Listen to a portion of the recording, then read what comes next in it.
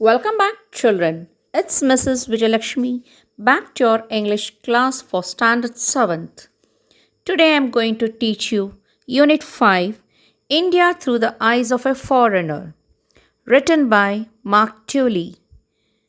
In this short account of his experience in India, Mark Tuley tells us why he likes India and Indians very much.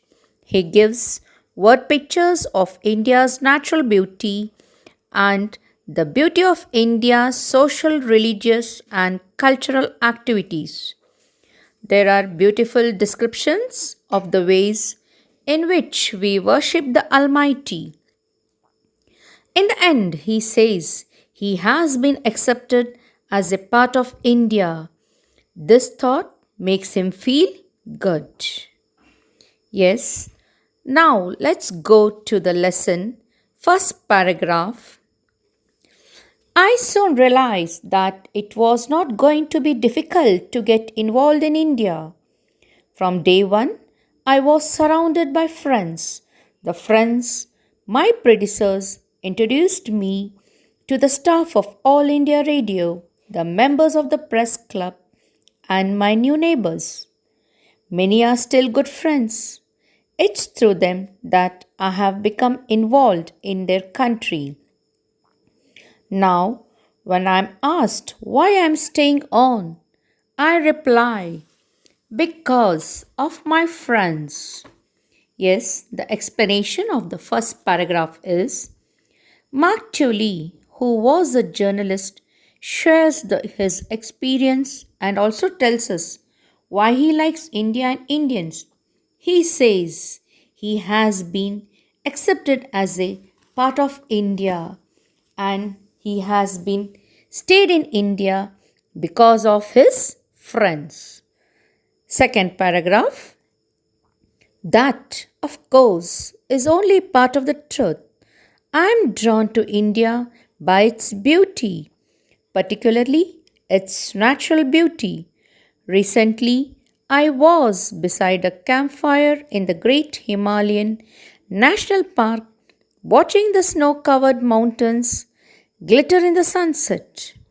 A week later, I was in Kerala in the extreme south, sitting in my bathing trunks, looking out over the Arabian Sea as the sun slid like a great red dome below the horizon. There are the smells of India too, which evoke such a nostalgia. There is the dry scent in the early summer in Delhi as the blue jacandas, the scarlet gulmohars, and the other trees come into flower. The sweet smell of the queen of the night and the freshness of the first of pine trees in the foothills of the Himalayas after a long, hot, and dusty drive across the plains. There are the folk songs and the classical music with ragas that start with such austerity and end in ecstasy. The explanation is when he came to India, what he liked very much was Indian friends, which made him to stay in India. There is a long list of his likes in India. Those are the sunsets of Himalayan mountains and over Arabian Sea, dry suns of early summer freshness of first fine pine trees, folk songs, classical music, great epics, when he comes about customs and culture and different religions is very much attracted by him. He also adds that nobody will get disappointed by the monuments like Taj Mahal and forts of Rajasthan. He also relishes mouth-watering Indian food, particularly fresh cooked parathas, delicacy of vegetarian thali in Gujarat. Now the third paragraph. There are the great epics and the love poetry.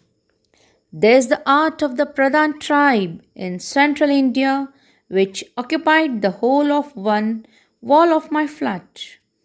There's the color of festivals, the solemn dignity of the courtyards, of the green mass of the great mosque, filled with line after line of worshippers, bowing their heads in prayer, and the colorful informality of the pujari performing the evening rites in a Hindu temple.